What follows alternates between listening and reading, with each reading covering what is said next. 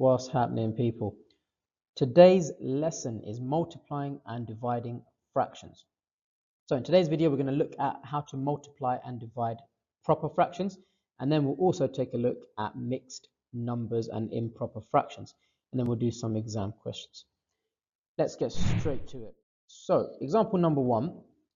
Now, when we multiply fractions, it's very simple. Essentially, we just want to multiply our two denominators and our two numerators.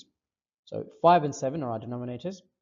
So we're going to do 5 multiplied by 7.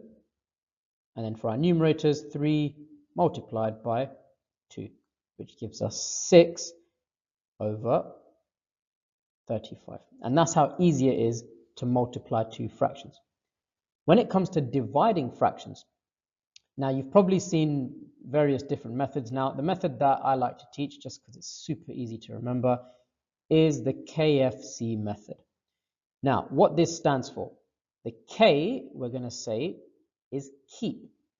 The F stands for flip, and the C, let's call it change. So if we put this into practice, we essentially want to keep the first fraction the same. So rewrite the question.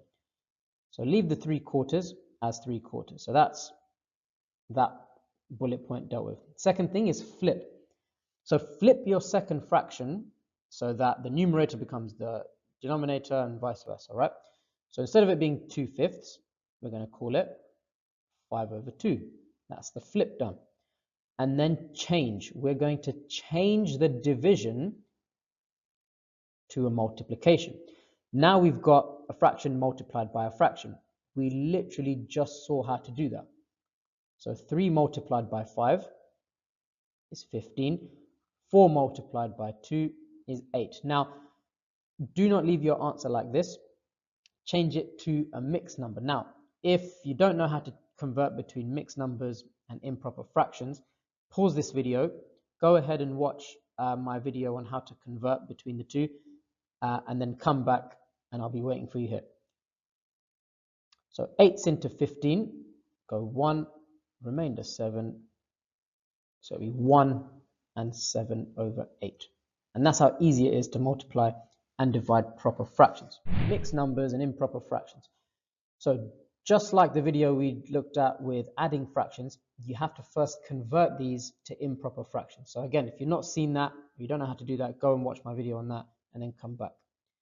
So 4 multiplied by 2 is 8 plus 1 gives us 9.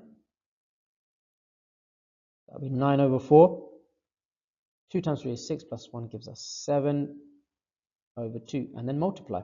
So 9 multiplied by 7 gives us 63. 4 times 2 gives us 8. And then convert that back to a mixed number. So 8 into 63 is going to be 7, remainder 7. So 7 and 7/8. And there's your answer. Again, division. Same process, but at some point we're going to have to KFC. We're going to have to keep, flip, and change. So first things first is convert it to improper fractions. Now, if you want to pause the video and have a go at this question, and then you can check your answer because I'm about to go through it. Okay, so 3 multiplied by 5 is 15. Add the 2 gives us 17 over 3. 2 times 2 is 4. Add 1 is 5. So all I've done there is rewrite the question.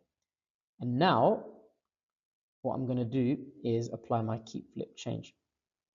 So keep the first fraction the same, flip the second fraction, and multiply. So 17 multiplied by 2 gives us 34. And then 3 times 5 is 15. So 15's into 34, go 2, remainder 4 over 15. And there you go. Okay, let's look at an exam question. Now, the difference here is they've given you a question and they've given you the answer. So your job is to show that 2 and 5/8 divided by 1 and 1/6 is equal to 2 1/4. So the mark schemes are very specific with what they want you to show. And just as you saw in the previous examples, when you have mixed numbers, the first mark typically comes from converting these to improper fractions. So let's do that first.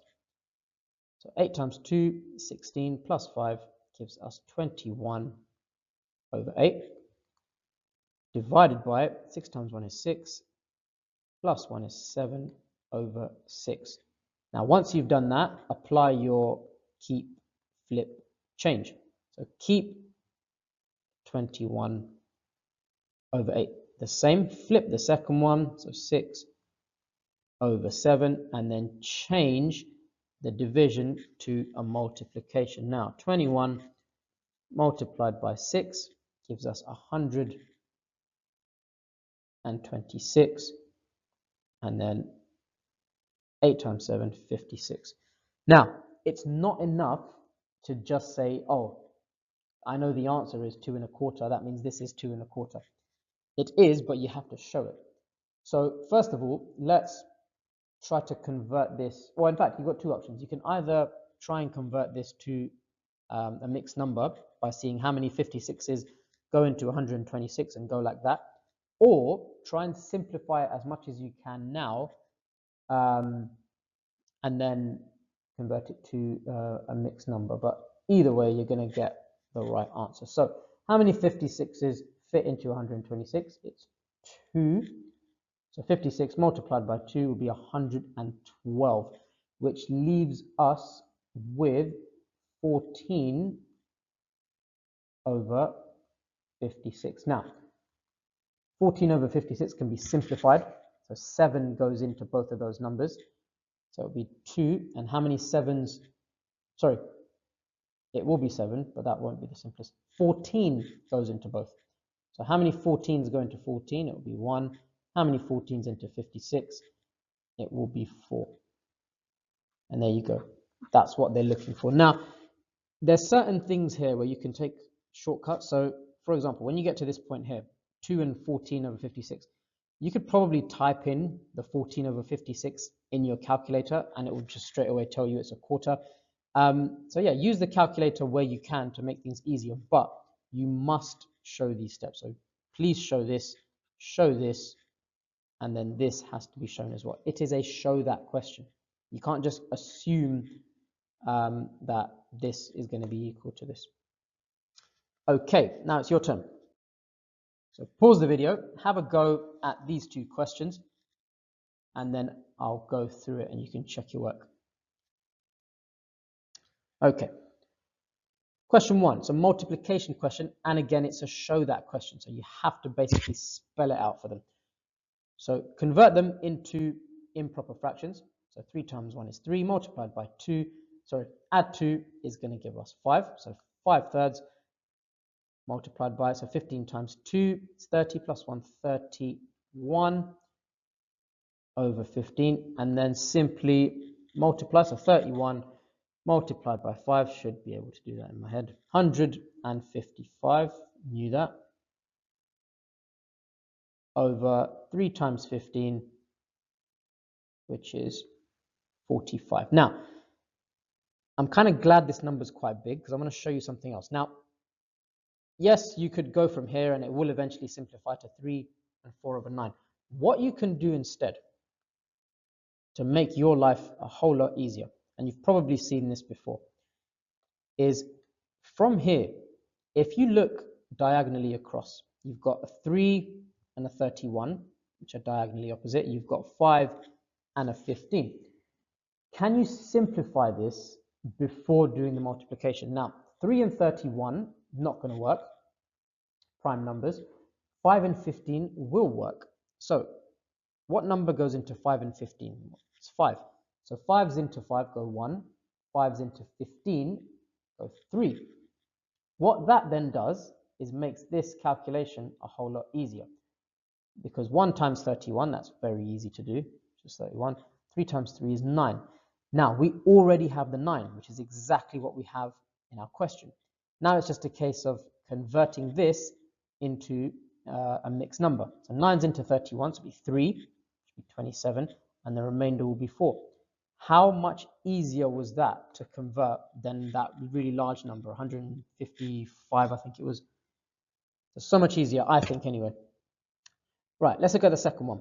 Same process, convert to improper fractions. So 5 times 3 is 15, add 1 is 16 over 5. 3 times 2 is 6, plus 2 is going to give us 8 over 3, and that's a division. Now, change this so that it is your multiplication, so KFC. So keep flip change, 16 over 5, that stays the same. That becomes 3 over 8, and the division changes to a multiplication. Let's try the same thing again. Now, these numbers aren't as big, but if you can make things easier, why not? 5 and 3, nothing simplifies. 16 and 8 does simplify. So 8 is your highest common factor there, so that will become 1. 8 into 16, go 2. This just makes things so much easier. So 2 multiplied by 3 will give me 6. 5 multiplied by 1 will give me 5, and that's quite easy to convert. So 5 into 6 go 1, remainder 1, 1 and 1/5, and there you go. You've just shown that both of these are equal. Thank you for today's lesson, guys. Like, follow, subscribe, all the stuff that you guys do, and I will see you next lesson.